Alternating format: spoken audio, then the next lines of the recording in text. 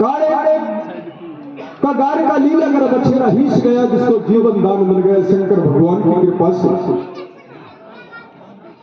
कारिश ने आपको 16 श्रृंगार लीला कर श्रृंगारने के लिए बुलाई है, लेकिन रंग कितने चाहिए? 3600 रंग चाहिए। इस प्रकार से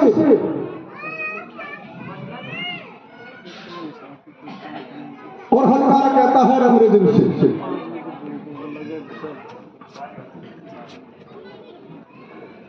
तो सज्जनों विचार करती है रंगरेजन और बाजार को जाती है।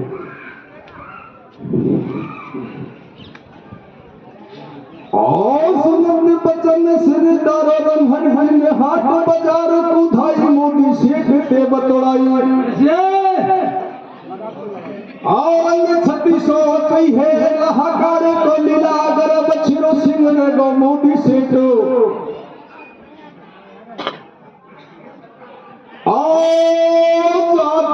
लाइए 3600 रंगना कीले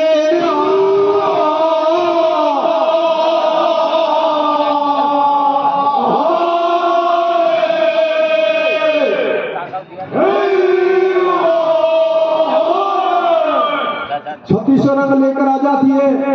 अब रंगरेजन किस प्रकार से सिंगरती है, पहले रंगरेजन अपना श्रृंगार कर रही है भैया, उसको ध्यान से सुनना किस प्रकार से सिंगरती है रंगरेजन।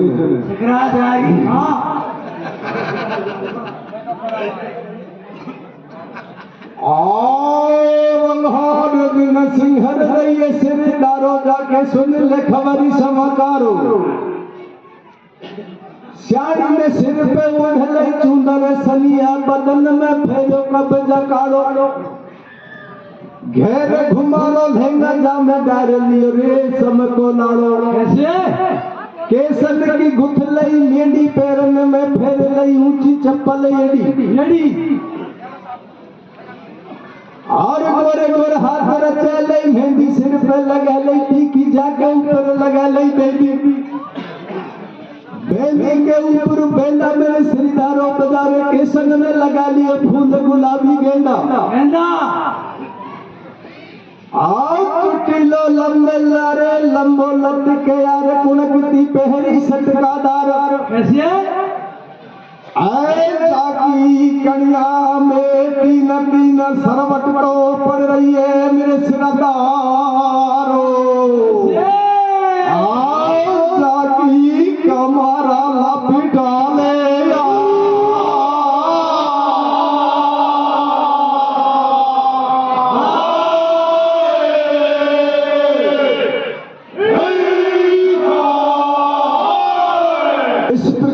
रंगरेजन ने श्रृंगार कर लिया अपने शरीर का और श्रृंगार करके और झाजमा आती है काड़े का लीलागर बछेरा श्रृंगारने के लिए। तो गेला में किस प्रकार से चलती है सदिनों, एक छोटो से कि शुद्धो बनाए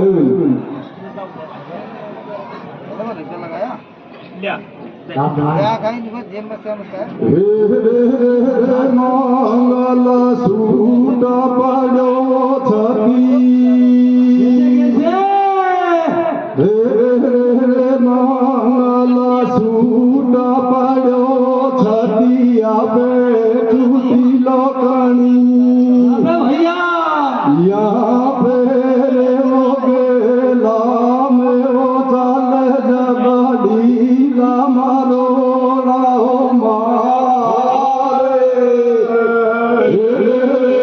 मंगल सूट पड़ो छतिया झूठी लोकनिया पे हो नाम हो तल रवड़ी मारो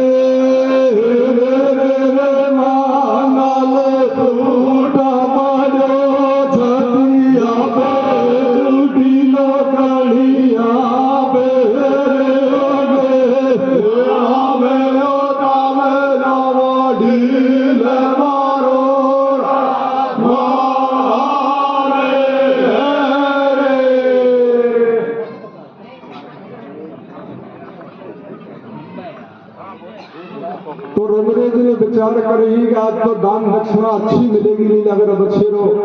जब गाय को लीलागर बछेरो हिंस तो आज तो झाज में काड़े से अच्छी दान देवो।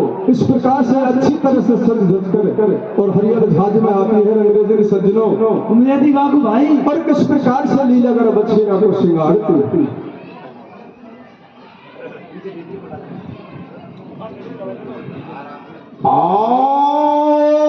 गड्ढा प्यारे के धाई हरियल झाज में आई काड़े से तू बरदानी से ले लबज बतड़ाई।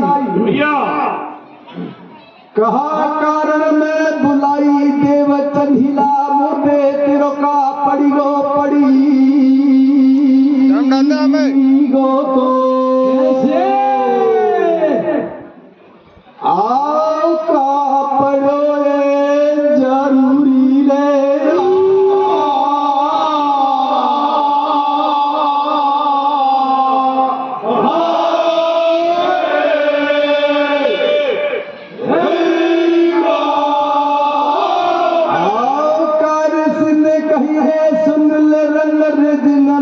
बतिया लीला देखे उम्मीद है मेरी छतिया तू मेरे लीला चंदन चौकन में रंग रे दिन मेरे लीला करे चंदन चौकन में करी दे तो भैया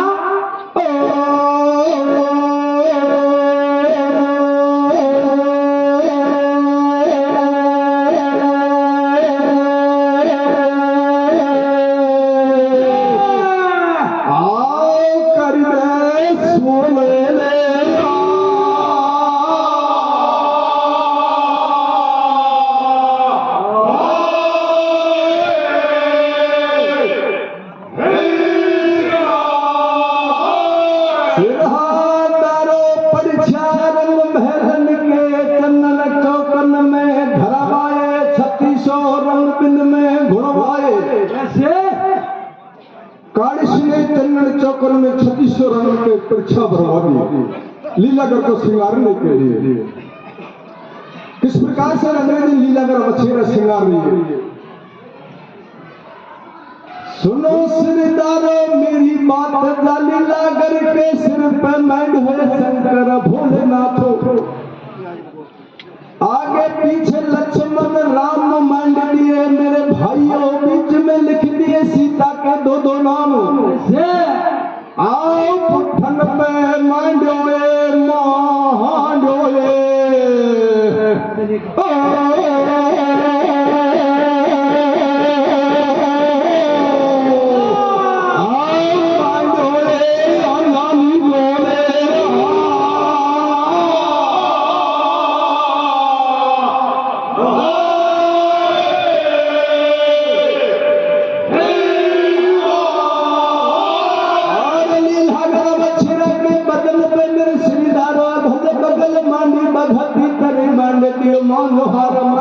जाने सब संसारों से पैरन में घुंघरू बांधे चार जादना बड़े में मंडोले मांडोले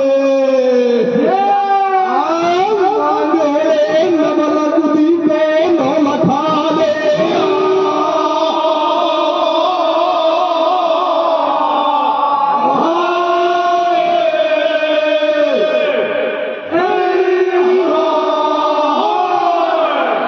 इसी प्रकार से लीलागर बछेरा का श्रृंगार कर जहां जिस जगह जो चीज चाहिए थी उसी चीज को उस जगह पर मान दिया रहे। 33 करोड़ देव का मान दिया, संसार मान दिया, हार मान दिया, पैरों में घुंघरू बांध दिए। इसलिए सब देव संसार मान दिया। लेकिन सज्जनों विचार करने की बात है इस जगह पर, जिसको मैं आपसे कथा को खोलकर बताता हूं। कार्य से एक विष्णु अवतार था। विष्णु अवतार था कार्य से शंकर भगवान का रुद्र था। विष्णु विष्णु अवतार था, द्वापर में इसने शेषनाग के 100 फण नाथ दिए थे। और उसने शेषनाग से एक बात कही थी। वो क्या कही थी?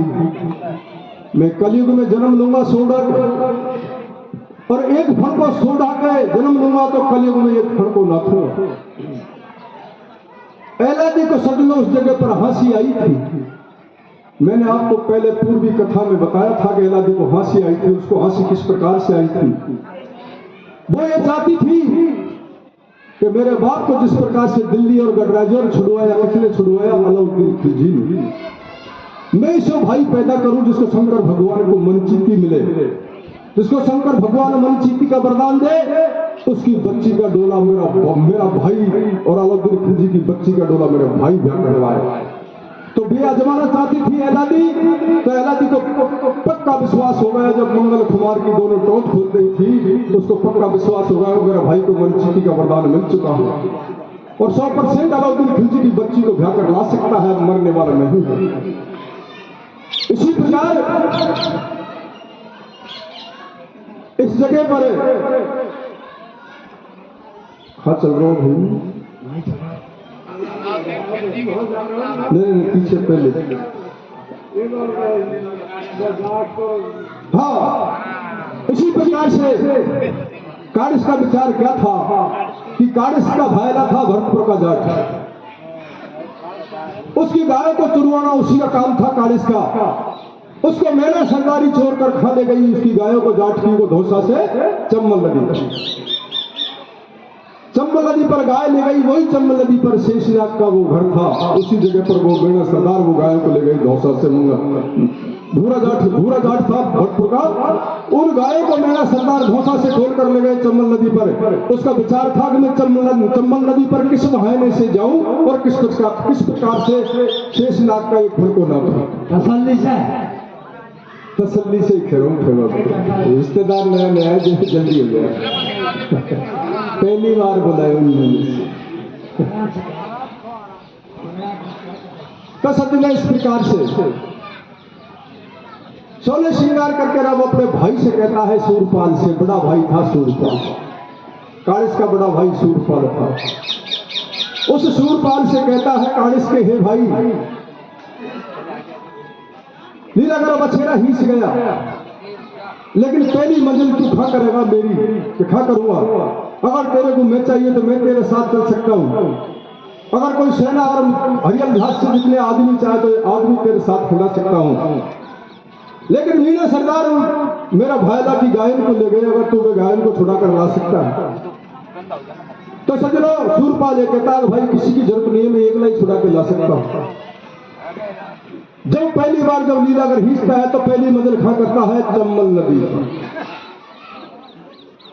दूसरी मंजिल खा करेगा अलाउद्दीन खिलजी की बाई का डोला लेने के लिए। अब पहली मंजिल खा कर रहा है, नाग को नाचने का टाइम आ गया। कारिस ने विचार किया मैंने जो उसको वचन दिए थे वो वचन लगभग नजदीक आ चुके। पहला काम था कारिस का शेषनाग को नाचने का। तो सजनों इस जगह पर उसके बड़े भाई सूरपाल को खिलाता है चंबल नदी में। अब शेष लीलागर बछीरा का श्रृंगार हुआ। अब सूरपाल जाता है जहाज से, उसको आप गोद के माध्यम से सुनिए।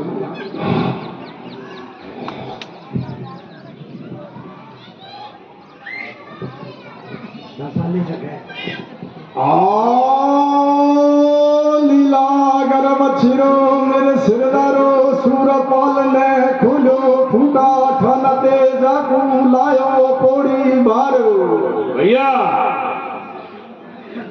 और कुर्ता पे कुर्ता फेरो मेरे भाइयों जाने बांधिए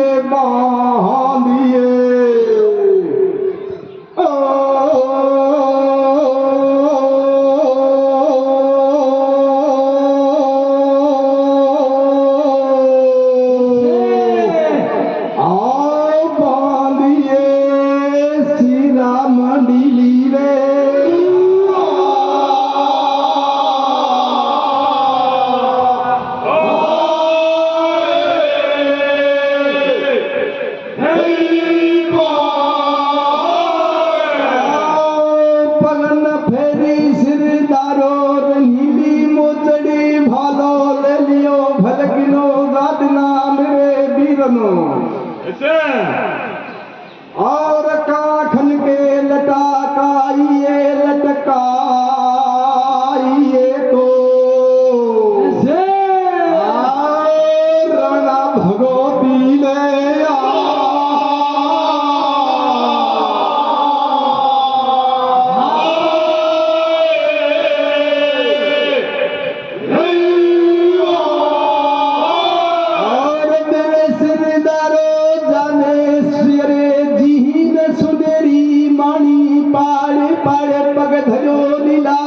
बछेरा पे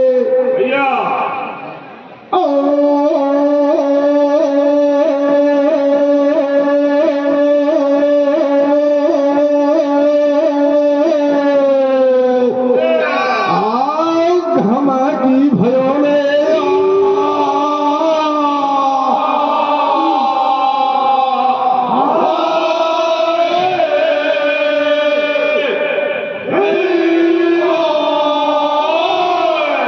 और एक बन रख दूजे बन भायो तीजे में बिहाजा की डांगन में सूर पाल आयो सिरादारो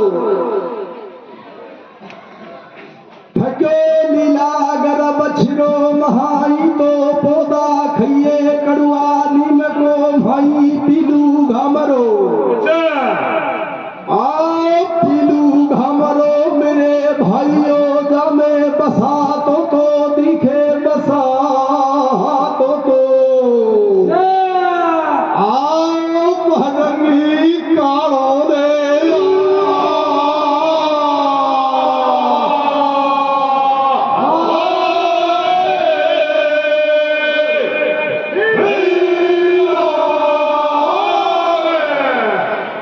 सज्जनों सूरपाल चल देता है हरियल झाड़ी से चलता चलता और बिरजा मान लो या चम्बल मान लो चम्बल की डांगों में आ जाता है और चम्बल की डांगों में विचार करता है कि लीला मेरा बछेरा थोड़ा थक गया तो वो क्या विचार करता है कि बढ़िया पौधा था पीलू का और वहीं एक पौधा था नीम का लीला मेरा बछेरा को नीम के बांध दिया और सूरपाल क्या विचार करता है कि थोड़ी सी थकान अपन को भी आ रही है इसलिए पीलू के नीचे बैठ जाऊं तो सज्जनों पीलू के नीचे बैठ जाता है सूरपाल अब क्या होता है पीलू के नीचे बैठता है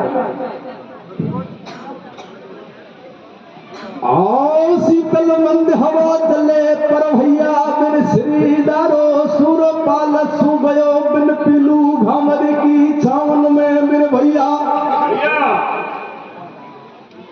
और जातो डसोए डसोए डसोए तो आओ डसोए भजंगी काड़े दे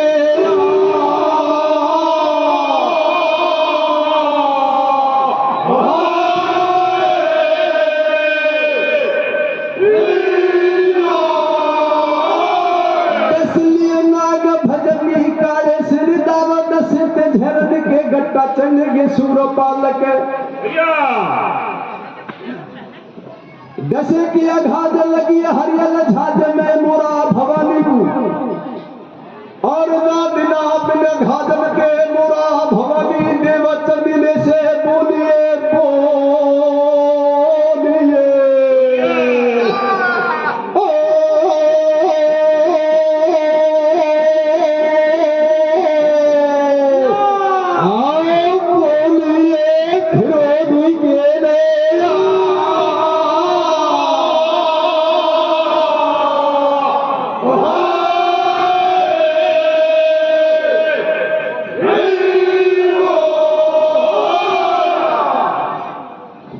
धीरे धीरे गाले दो जोड़ तो है एक नंबर पर जोड़ को आएगा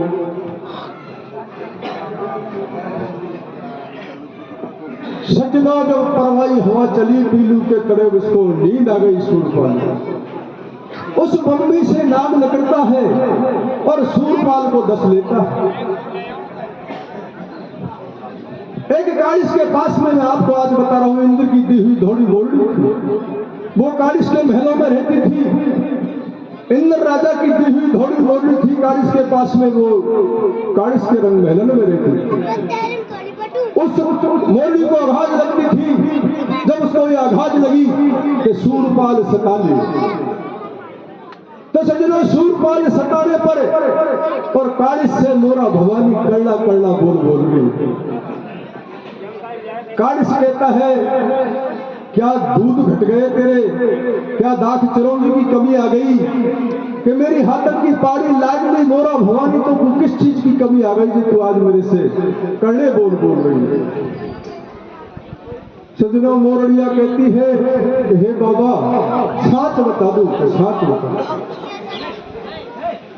कि तेरो भाई सूरपाल मिर्जा की डांगन में गए और काला नाग ने सता लिया। इतनी बात सुनता है तो कारिश पछाड़ खाकर गिर जाता है। तो कारिश गोठ के माध्यम से अगाड़ी से गाकर ही बताता हूं कि किस प्रकार से कहती। कारिश कहता है मोरड़िया से, आओ कहते मेरी मोरा भवानी धुरक के चमक के बीजड़े बदलिया ने गई औंदी गाजू है सता ले तू जंगल के गढ़ा बिलावन कह सताई है आकाशी भैया, आओ सता लिए आकाशी ने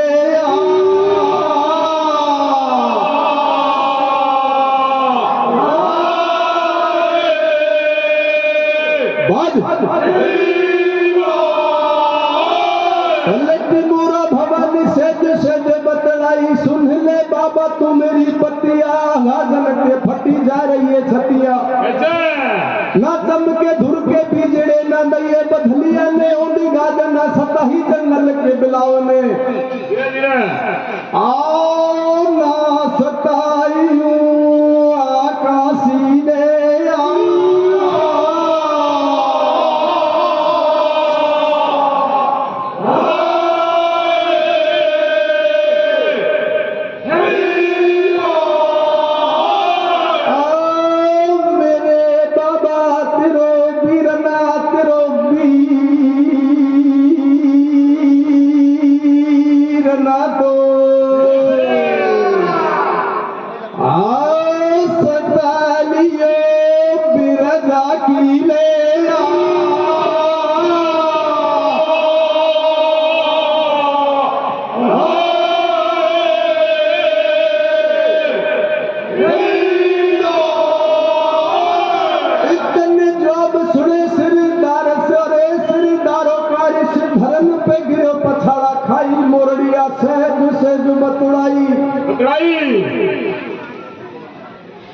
और सुन ले शिव वरदानी मेरे बाबा ऐसे कामन दे तेरी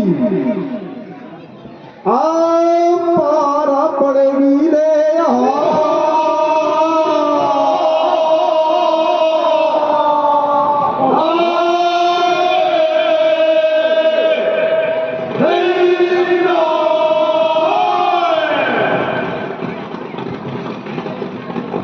भाई जाके